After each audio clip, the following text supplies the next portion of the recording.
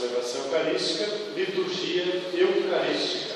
Alguém pode ler o que está escrito lá no quadro para nós? Na última ceia, Cristo instituiu o sacrifício e as ceias pascais, que tornam continuamente presente na Igreja o sacrifício da cruz, quando o sacerdote, representante de Cristo Senhor, realiza aquilo mesmo que o Senhor fez e entregou aos discípulos para que o fizessem em sua memória. Isso. Nós dizíamos que o Evangelho é o auge, o ápice da liturgia da palavra. Agora nós estamos entrando no ponto central, claro, da celebração eucarística. E quando nós vamos fazer a memória do tomai e comei, tomai e bebei, o Jesus que, com os discípulos, toma do pão, toma do cálice e distribui àqueles que estão à sua volta. Tá? Vamos adiante. Cristo, na verdade, tomou o pão e o cálice, deu graças, partiu o pão e deu aos seus discípulos, dizendo: tomai, comei, bebei, isso é o meu corpo, este é o cálice do meu sangue, fazei isto em memória de mim. Por isso, a Igreja dispôs toda a celebração da liturgia eucarística em partes que correspondem às palavras e gestos de Cristo. Certo, então pode adiante. As 4 ações de Cristo correspondem às 4 partes da celebração eucarística. Então, esse quadro ali está bem didático. Pode apertar mais uma vez, algumas vezes ainda, porque aqui vai aparecer um comparativo, digamos assim, né?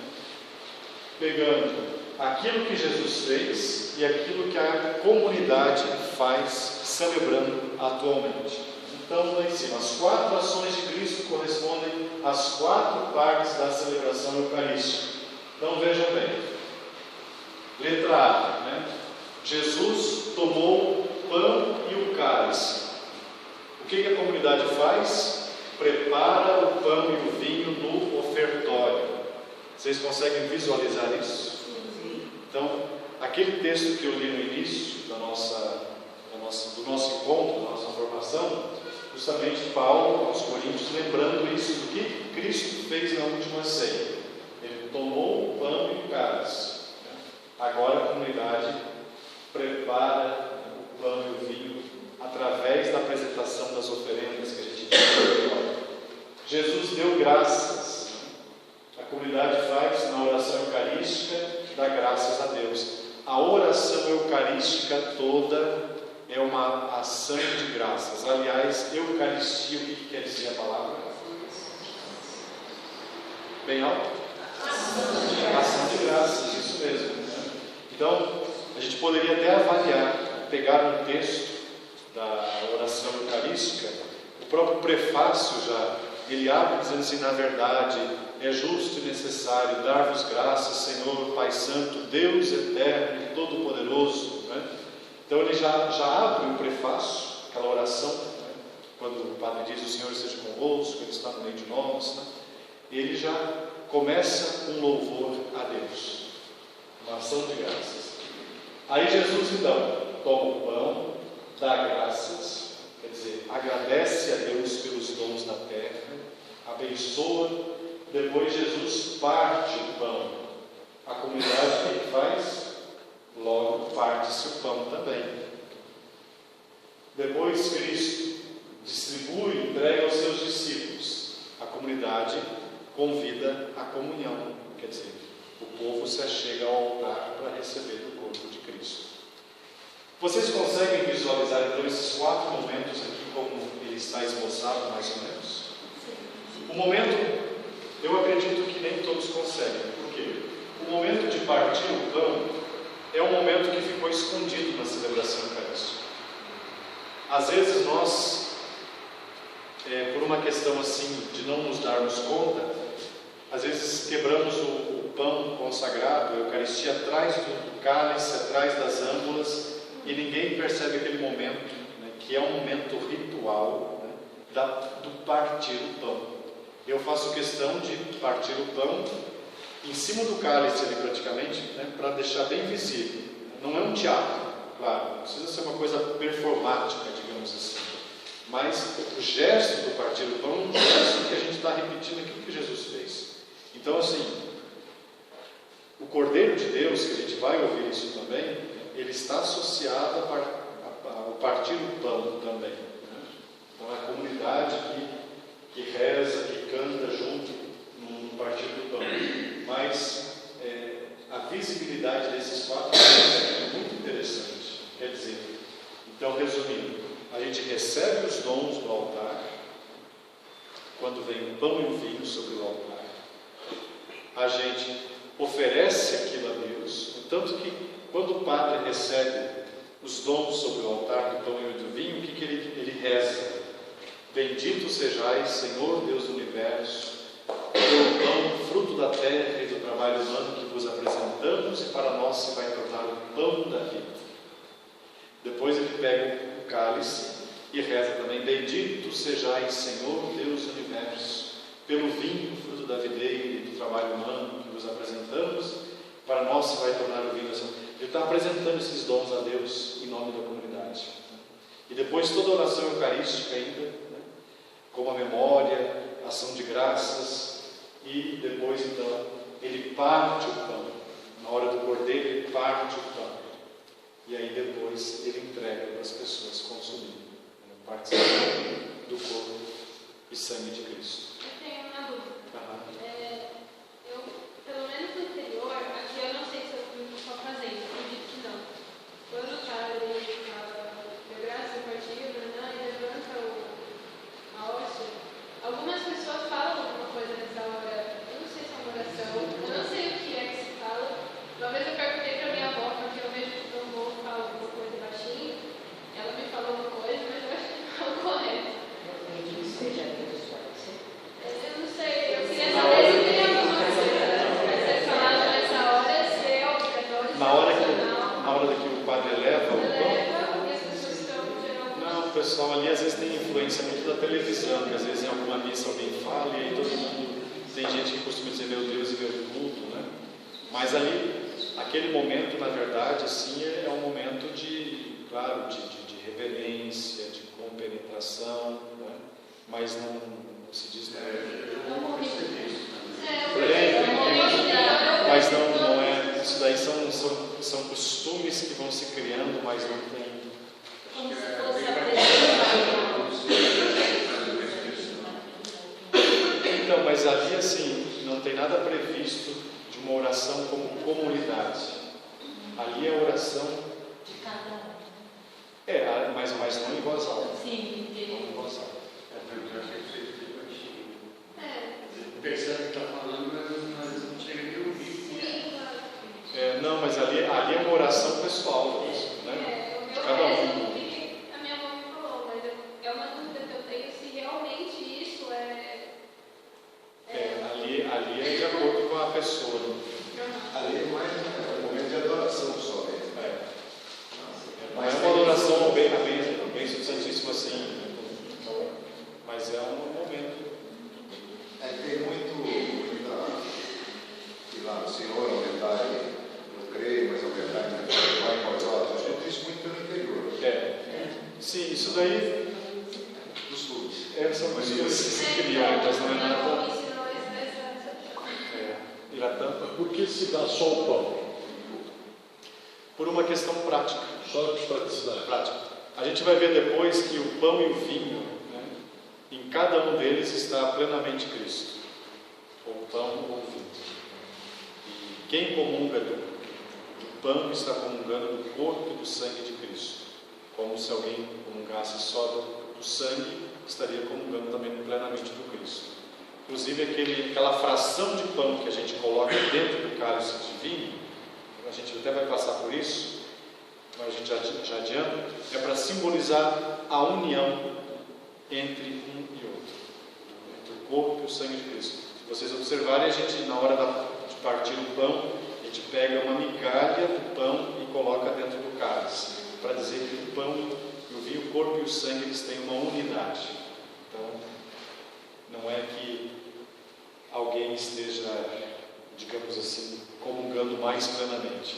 Não se trata disso. É por uma questão de praticidade, entendeu? Porque vinho, né? Aí, quer dizer, como que a gente vai trabalhar com isso tudo? Eu já participei de celebrações que todos comungavam, né? Mas assim, uma coisa é certa, não existe na liturgia self-service. Se algum padre disser para vocês, sirvam-se a vocês mesmos, está errado. Porque o pão é dado, é Jesus quem dá o pão, e a pessoa quem procura o pão. Então assim, o pão tem que ser dado na mão, né? Se a pessoa quiser colocar na boca, aí é uma questão. Aí o máximo, então, a pessoa pode fazer a tinção no cálice, mas nunca a pessoa se servir, a não ser que a pessoa seja padre. Aí é outra história, mas se não, jamais. Sempre quem serve é o padre que está na pessoa do Cristo que serve. E eu acho muito bonito quando se recebe a Eucaristia na mão.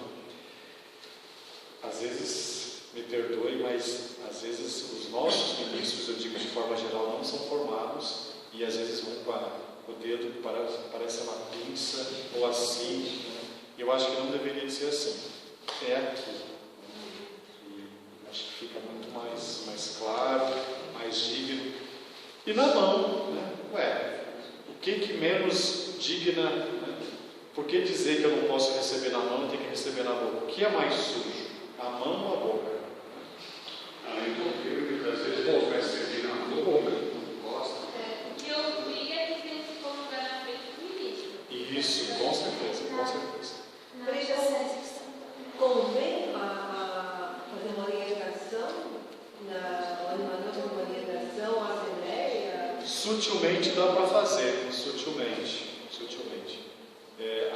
Se diz que a missa não deve servir para essas coisas, mas às vezes uma coisinha bem sutil assim é interessante.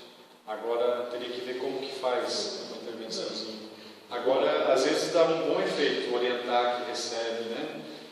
Mão esquerda sobre a mão direita, enfim. Mas aí é meio delicado isso assim.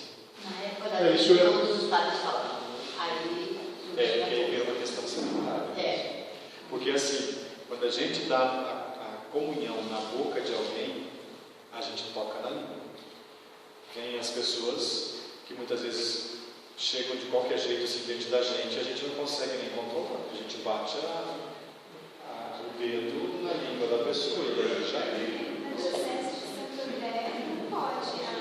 O bispo falou que teve um comunicado, né? São orientações que vêm já. Aí a gente fica mais fácil quando tem uma orientação. Teve um comunicado uns tempos atrás, devido a essas gripes, tal, que era obrigatório dar a mão, mas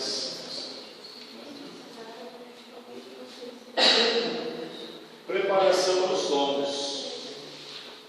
Então veja, no início da oração da liturgia eucarística, são levadas ao altar as oferendas que se converterão no corpo e sangue de Cristo. Primeiramente, prepara-se o altar ou a mesa do Senhor, que é o centro de toda a liturgia eucarística, colocando-se nele o corporal, o purificatório, o missal e o cálice, a não ser que se prepare na credência. A seguir, trazem-se as oferendas, embora os fiéis não tragam de casa, como outrora, no início, os dons eram trazidos de casa, o pão e o vinho destinados à liturgia, o rito de levá-los ao altar conserva a mesma força e significados espirituais. Também são recebidos os dinheiros ou outros donativos oferecidos pelos fiéis para os pobres ou para a igreja. Serão, no entanto, colocados em lugar conveniente, fora da mesa da Eucaristia. Então, se trouxer, ovos, batatas, cebolas, porco, galinhas, aí tem que ter um espaço para isso, embaixo, no altar, ao lado, não em cima do altar. Aquilo que a gente falava da outra vez, a mesa do altar é a mesa destinada primeiramente para o evangeliário e depois para os dons do pão e do vinho. Mais nada que isso.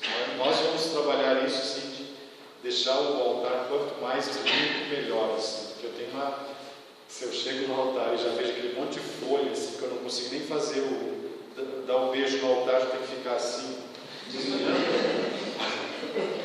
Aí já fica meio. Então, assim, altar não é. Lembra que antigamente tinha o show da Xuxa, quando eu era pequeno, né? Ela tinha uma mesa, assim, ela ia jogar um monte de cartas assim para cima, né? Às vezes por aí pode acontecer isso. Tem tantas folhas em cima do altar, tanto recado, até folha de intenção. Aqui mesmo, às vezes aparecem umas pilhas de folhas assim em cima do altar. Tu pensa, meu Deus, se bate um vento aqui, você vai parar onde? Né? Então, assim, estou exagerando um pouco, né? Mas assim, o altar deveria de ser, para as pessoas não pensarem que o altar é uma mesa de apoio do padre. A escrivaninha é certo estar sobre o altar. Deveria de estar fora do Na altar. lateral, né? Não existir flores também, não é verdade? Sobre o altar? Seria só o evangeliário? Evangeliário, isso, e depois os dons na hora da oração eucarística, na preparação da mesa. E isso que a gente está aprendendo é o mais certo. Nem sempre a gente vai conseguir fazer exatamente como. Aí a gente tem que saber o que é o certo para a gente poder, às vezes, dentro do possível. E assim, gente, uma coisa é certa na liturgia. Vou falar isso depois para vocês também com muita abundância quando a gente entrar bem assim na questão dos leitores. Se a gente erra na celebração, a gente vai adiante, entendeu? Você não vai o mundo desabar se aconteceu alguma coisa errada. Então, assim, às vezes aconteceu uma coisa errada, vai adiante. O frei vai brigar? Eu acho não. Eu nunca vi um frei brigar na hora da missa porque a coisa deu errado. Assim,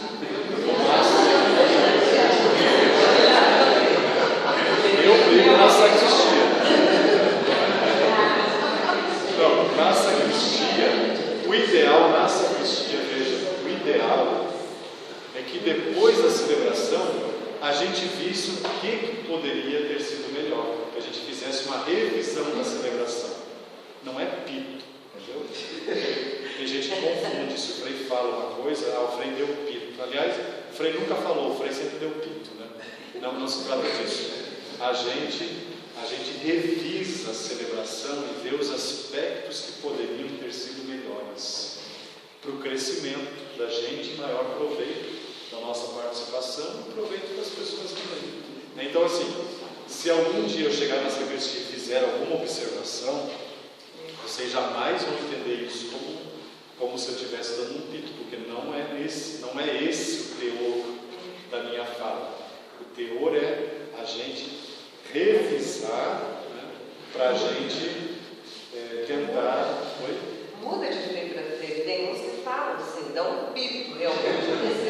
Certo? Não quero que seja assim. Não quero. A gente vai estar acostumado.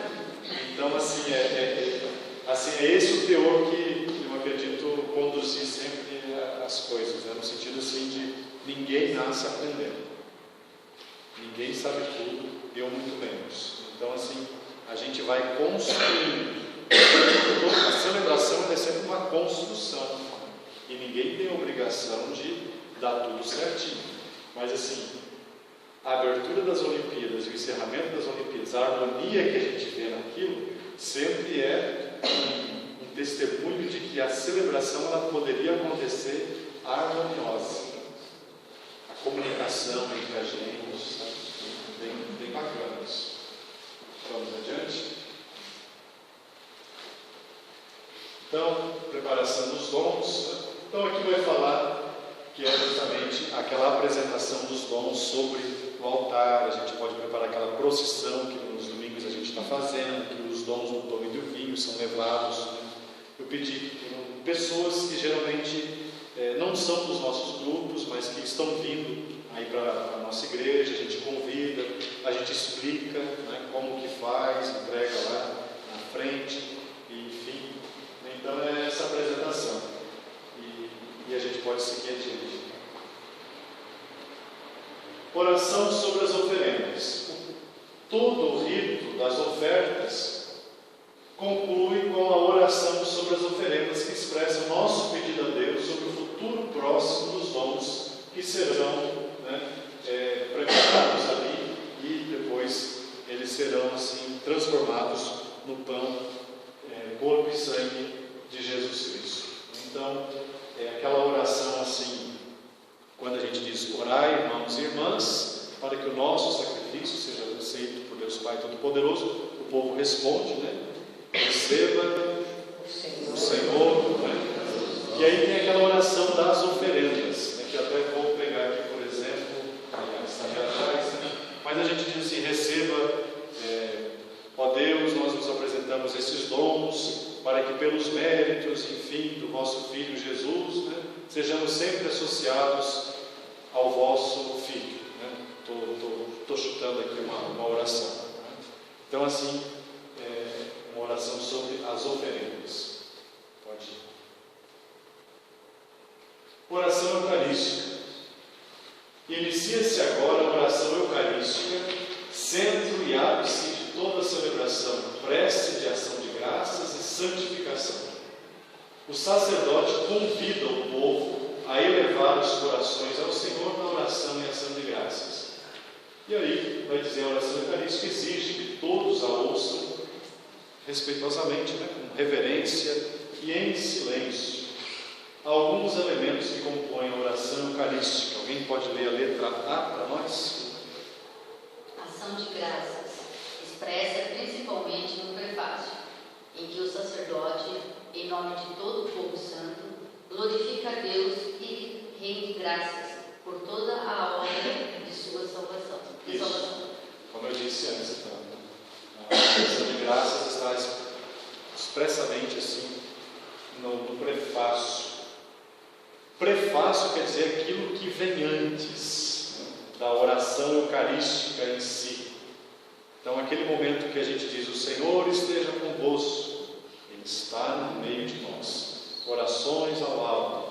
Isso ali é o prefácio, quer dizer, é uma ação de graça já, né, que nós estamos introduzindo a oração eucarística.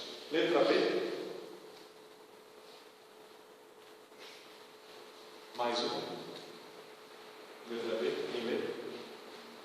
A aclamação pela qual toda a Assembleia, unindo-se aos Espíritos Celestes, canta o Santo. Então, é uma aclamação expressa de forma especial no momento do santo. Por isso que ela vem expressa assim: unidos aos anjos e santos, né? É como se a gente se unisse à igreja que já está no céu, simbolizada por aqueles que já partiram deste mundo, e a igreja ainda terrestre, a igreja a caminho, se une num só coro, aclamando, né? Santo, santo, santo. A epíclese, na qual a igreja implora, por meio de invocações especiais, a força do Espírito Santo, para que os dons oferecidos pelo ser humano sejam consagrados, isto é, se tornem o corpo e o sangue de Cristo. Existem epíclese, quer dizer invocação ao Espírito Santo. Existem duas invocações ao Espírito Santo na oração eucarística. Vou mostrar para vocês.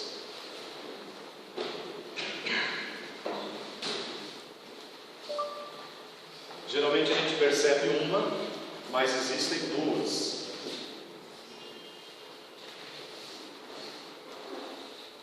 Por que existem tantas orações eucarísticas? Isso são variedades, na verdade, mas que todas brotam da oração eucarística na primeira e depois. Aí, por exemplo, a oração eucarística número 5, ela foi criada no Congresso Eucarístico de Manaus. Ela é do Brasil, não existe na Europa a oração eucarística número 5. Então elas foram nascendo no decorrer dos séculos. Olha só, na verdade, ó Pai, vós sois santo e fonte de toda a santidade. Aí santificai, pois, estas oferendas, derramando sobre elas o vosso Espírito.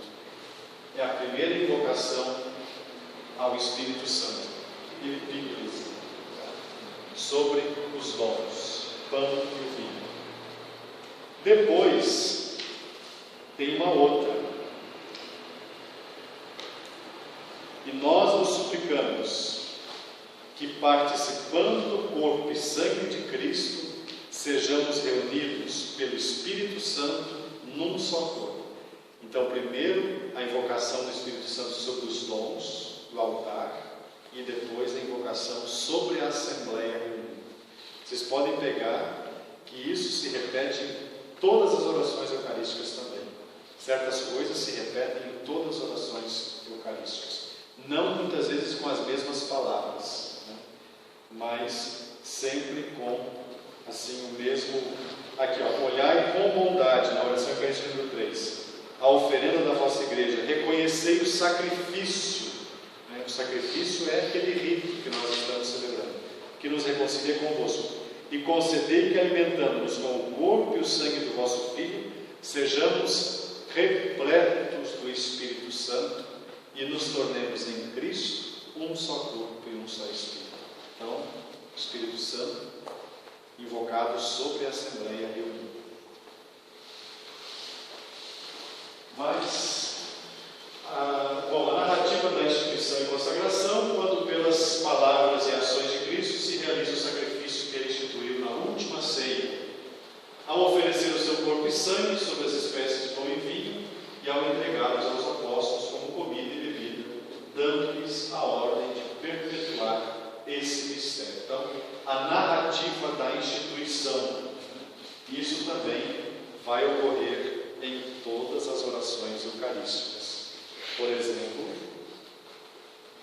estando para ser entregue e abraçando livremente a paixão, aí, narrativa da instituição. Ele tomou o pão, deu graças e o partiu e o deu a seus discípulos, dizendo. É a narrativa. Tá? Isso em todas as orações eucarísticas, vocês podem olhar. Na noite, na oração eucarística número 3, na noite em que ia ser entregue, ele tomou o pão. Depois, oração eucarística número 4.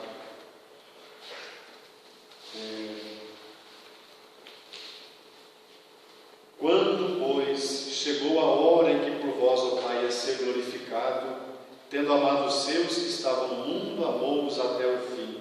Enquanto ceavam, ele tomou o pão, deu graças, todas elas, a narrativa da última ceia da instituição. Vamos, mais um. A anamnese, pela qual, cumprindo a ordem recebida do Cristo, o Senhor, através dos apóstolos, a igreja traz a memória do próprio Cristo, relembrando principalmente a sua bem-aventurada paixão e gloriosa ressurreição. Está praticamente repetindo aquilo que eu falei da narração ali no slide anterior. A oblação pela qual a igreja, de modo especial os fiéis reunidos, oferecem ao Pai a hóstia imaculada nas mãos, mas não somente a hóstia, mas oferecem a si próprios e se aperfeiçoem cada vez mais pela mediação do Cristo com Deus e o próximo, que finalmente Deus seja tudo em todos. Então, assim, a oblação pela qual a igreja, de modo especial os fiéis reunidos, oferecem ao Pai a hóstia santa. Então, se a gente pega lá na oração eucarística número 3, celebrando agora, ó Pai, a memória do vosso Filho, de sua paixão, da sua gloriosa ressurreição e da sua ascensão ao céu, e enquanto esperamos a sua nova vinda, nós vos oferecemos. Oblação é um oferecimento que você faz. Este sacrifício de vida e santidade. Bom, as intercessões, o que são? São aquelas preces que vão ocorrer dentro da oração eucarística. O que são? A gente reza pelo Papa, pelos bispos, pelo povo de Deus, pelos falecidos, para que sejamos integrados à vida dos santos, né? Por isso que a gente reza pelos apóstolos, pelos santos do dia, né? Então são essas intercessões. Tá? Isso tudo ocorre sempre em todas as orações eucarísticas.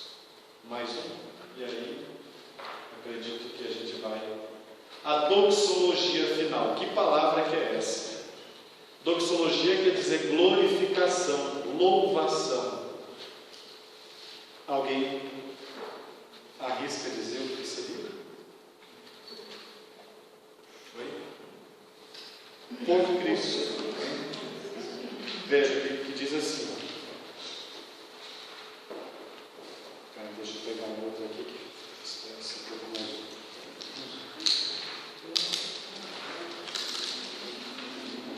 E a todos nós, né? Bom, por Ele dais ao mundo todo o bem e toda a graça. Aí, por Cristo, com Cristo e em Cristo. Essa é a doxologia, quer dizer, por Ele, com Ele e nele todas as coisas ao lado. A doxologia, a louvação, a glorificação. E é o amém mais importante de todos. Quem fala isso? Muito bem lembrado.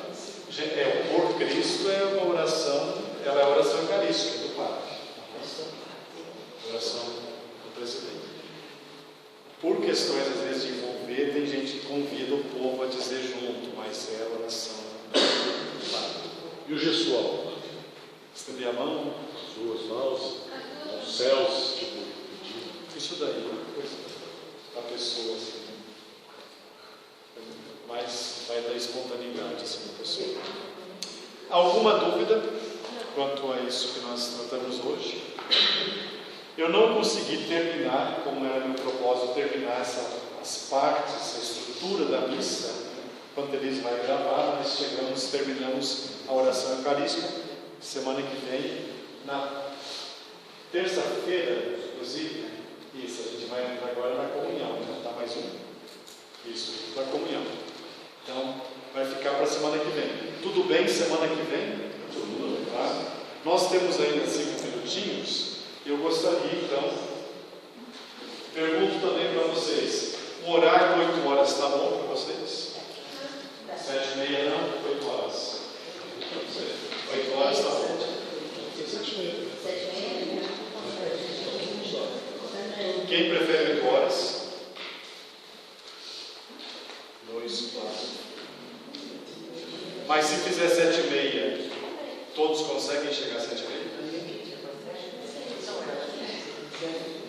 Consegue? Se alguém não consegue? Se alguém não consegue? Então vamos manter 8 horas. O que será de nós sem essa filmagem? Brincadeira. Vamos então fazer agora um momento como nós fizemos semana passada. Nós temos poucos minutos, mas umas 2 ou 3 pessoas para proclamarem para nós aqui a palavra, para nós avaliarmos. vestibulinho. Quem pode vir? Coragem. Nossa irmã aqui, como chamamos? Sônia, programa para nós. Carta de São Paulo aos Romanos. Irmãos, sabemos que tudo contribui para o bem daqueles que amam a Deus, daqueles que são chamados para a salvação de acordo com o projeto de Deus. Pois aqueles que Deus contentou com seu amor desde sempre, a esses Ele predestinou a ser conformes à imagem de seu Filho, para que este seja o primogênito numa multidão de irmãos. E aqueles que Deus predestinou, também os chamou, e aos que chamou, também os tornou justos. E aos que tornou justos, também os glorificou. Palavra do Senhor. Graças a Deus. Mais uma pessoa? Mais uma pessoa corajosa. Miratã.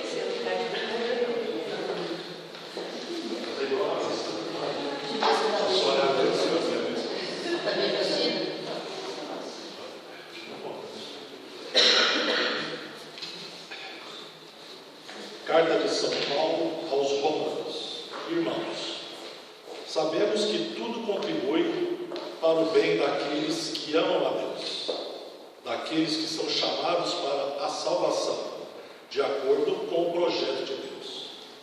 Pois aqueles que Deus contemplou com o seu amor desde sempre, a esse Ele predestinou a ser conformes à imagem de seu Filho, para que este seja o primogênito numa multidão de irmãos. E aqueles que Deus predestinou também os chamou, e aos que chamou também os tornou justos, e aos que tornou justos também os glorificou. Palavra do Senhor. Graças a Deus. Bom, hoje nós temos louvores. O que vocês acharam?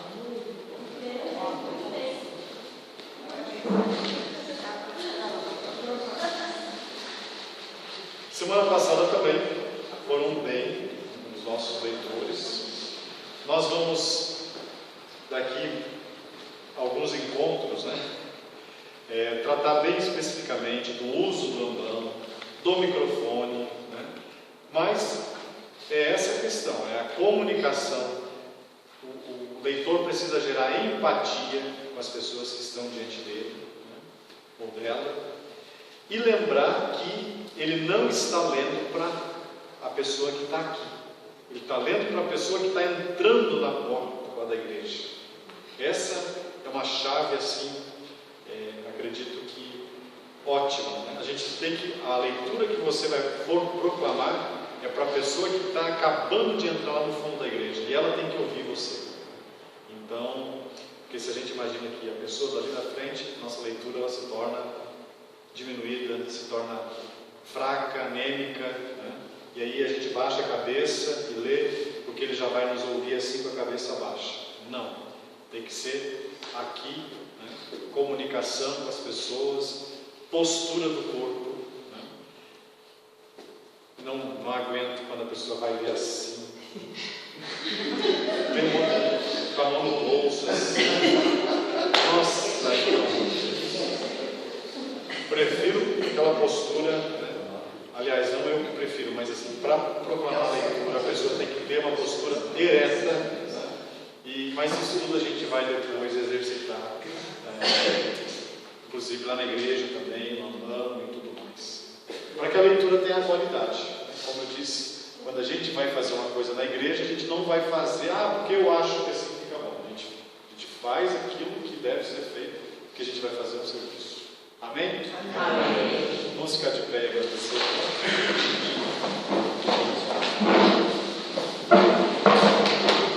Nós agradecemos a Deus pela vida de cada um de vocês, pela família, tudo aquilo que possibilitou que vocês estivessem aqui nessa noite. Que o Espírito Santo do nosso Deus abençoe cada um, proteja, que Ele ilumine os pensamentos de vocês e que a bondade do nosso Deus conceda também a cada um de vocês a saúde, a paz e todo o bem. O Senhor esteja convosco. O Senhor vos abençoe e vos guarde. Amém. Ele mostre para vós o seu olhar e vos dê a sua paz. Amém. Volte para vós a sua face e tenha misericórdia de vós. Amém. Que Deus, na sua bondade, vos abençoe. Pai, Filho e Espírito Santo. Amém. Viva Jesus!